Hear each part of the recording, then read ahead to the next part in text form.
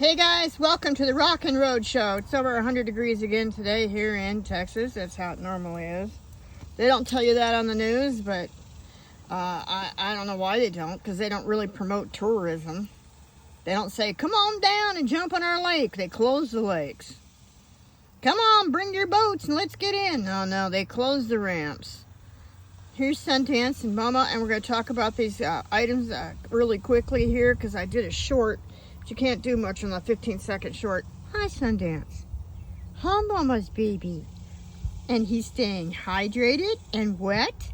And got in his little pool today. Yes, he did. A lot of times we already know that canned goods keep.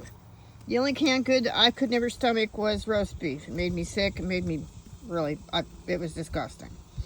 And the reason why these particular canned goods probably stay good in extreme heat without a cooler in the back of your vehicle for long periods of time while you're hunting or shopping or traveling or whatever your situation is probably because there's salt.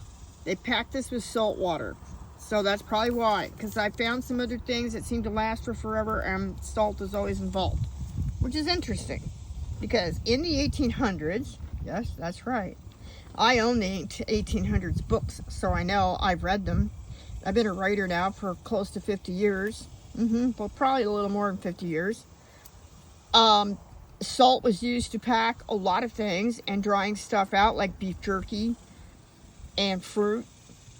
And then that way they could eat while they were traveling or stuff it in the packs and they were riding their horses and trying to get from point A to point B. Jar stuff always keeps. We already know that. I keep jar stuff for the animals because I have had very sick animals, and a lot of times when they're really sick, high protein's the best stuff to give them. Makes them feel pretty good when they don't feel good. Sundance already knows. He knows, and he's starting to like it. Instead of turn up his nose and tell me, Mama, that's crap and I don't want it. Huh? Yeah. And I give you good stuff, don't I? Yes, I do.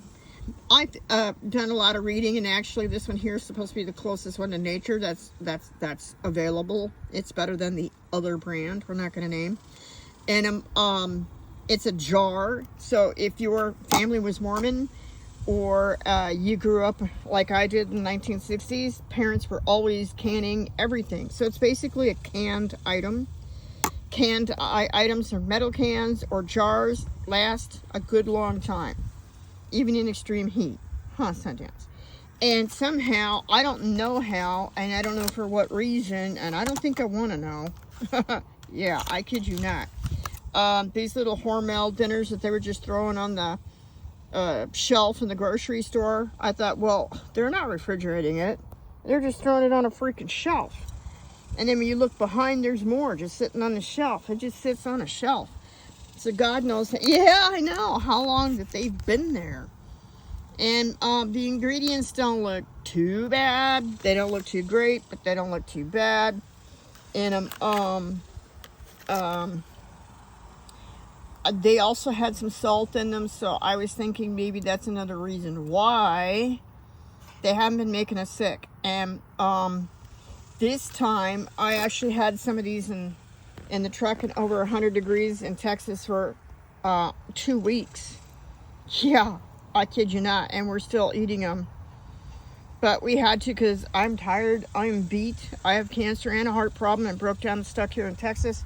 So I don't go to town very often for stuff. I just can't make it. We just can't do it. Still have vehicle problems with the vehicle. So we can't run a cooler, and we can't run fans, and we can't run AC, we can't run shit. I can run a cell phone, that's about it.